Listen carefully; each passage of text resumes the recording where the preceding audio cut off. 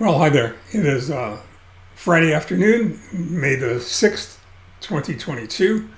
Um, just finished, I hope I just finished, completing this blog post. I'm in the process of recording it now so I can get it up online. But the thing that's really interesting about that is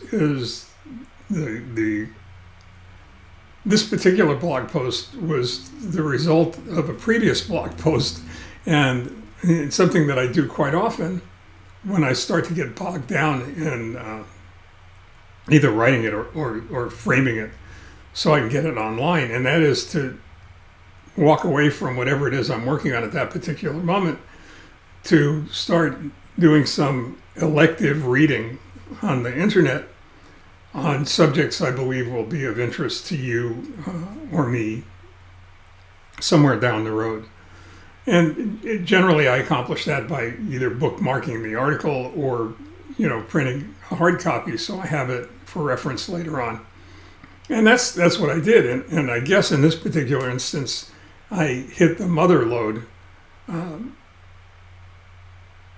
because what was meant to be a productive diversion turned out to be really a lot more than that, in the respect that the topics that I found to read about really brought me back to two things that have always interested me. Actually, one thing that's always interested me, and that is goals and objectives, and the importance of SMART goals and objectives.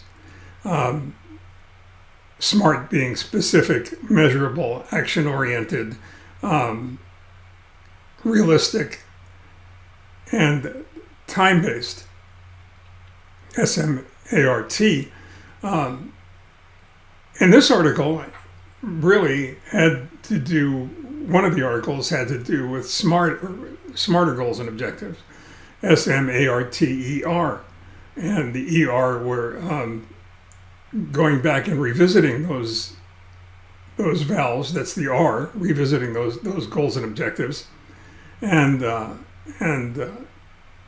evaluating them, that's the E. So evaluating them and reviewing those goals and objectives so that you can update them and modify them, because by definition, goals and objectives are time-based. In order to be something more than just a dream or a wish, a goal has to have a deadline. So it's meaningful.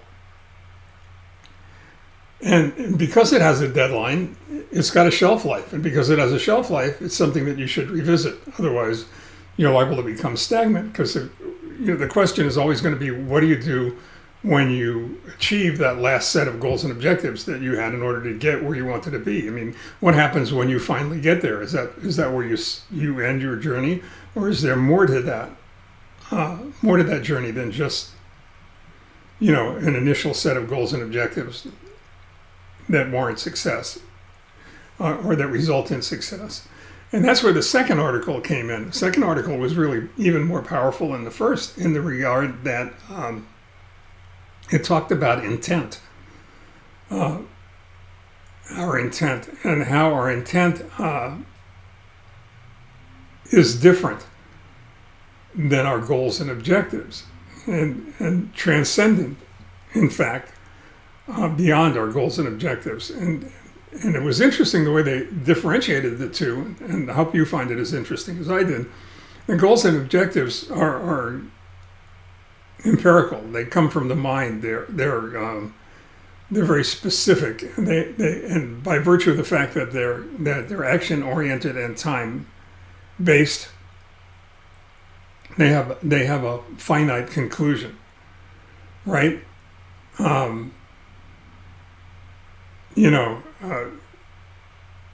Intent is different. Intent is the fuel that drives those goals and objectives to some degree. It originates deep inside the brain, perhaps the back of the brain, the most primitive part of the brain, and it flows out of emotion. And some would argue that it comes from the soul. It comes from your essence, from not just who you are, but who you hope to be, who you're trying to be, who who you strive to become, you know, in this journey that we're all involved in throughout life.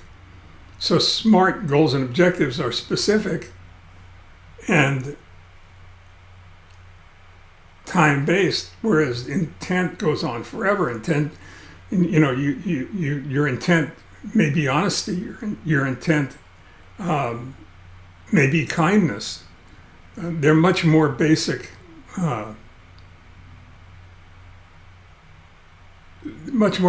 in their state of mind, and maybe that's the difference there. They are a part of your state of mind, your state of being, which goes beyond, you know, the actions involved in achieving a specific goal or objective. You know, your vision of whatever it is you wish to become, or what it is you want for your family, or what it is you want for your business, or what it is you want for your professional life, all of the above. But your intent would not only precede that, but it would succeed that as well. It would go on beyond that, and probably give you cause to revisit those SMART goals and objectives and create another set that would take you even further, which is pretty powerful when you think about it. And it comes closer to addressing the human condition, I think, in many respects, because many of us aren't satisfied with the status quo. Many of us, you know, want more, or have wanted more, or continue to want more than that. And